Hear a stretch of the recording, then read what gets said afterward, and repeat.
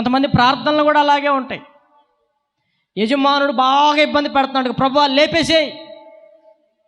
First ఏమో ప్రార్థన మారింది, కాలు తీసేసే అవసరం అయితే పరిచర్య చేస్తా. ఇక రోజు తాగి తన్నేవడానికి లేపేసేయి, విధవరాలుగైనా బతుకుతా. అర్థమవుతుందా?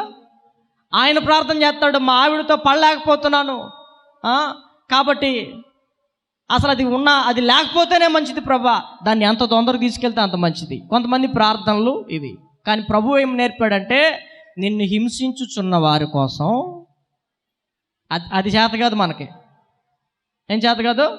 హింసించుచున్న వారి కొరకు ప్రార్థన చేయమంటే చేతులు ఎరగమనో, తలకాయలు పగలమనో, యాక్సిడెంట్ అవ్వమనో.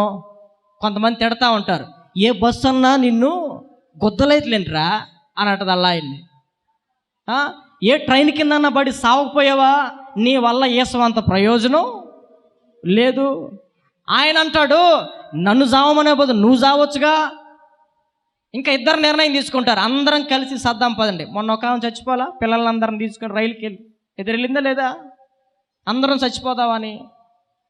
అట్లా బైబిల్ ఏమంటుందంటే, నిన్ను హింసించుచున్నవాని మారు మనస్సు కొరకు ప్రార్థన చేయి, వాడి నైజం మారేటట్లుగా ప్రార్థన చేయి, వాడి వ్యసనాల నుండి విడిపింపబడేటట్లుగా ప్రార్థన చేయాలి. కానీ మనిషి చచ్చిపోయేటట్టు కాదు ప్రార్థన చేసేది.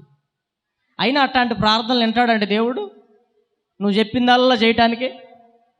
మనం టీ స్టాల్కి వెళ్ళి స్ట్రాంగ్ టీ ఒకటే అని చెప్పగానే టీ తీసుకొస్తాడు. నువ్వు చెప్పగానే గడగడలాడుకుంటే ఇవన్నీ చేస్తాడా ప్రభు? అట్లాంటి ప్రార్థనలు వింటాడా? కాబట్టి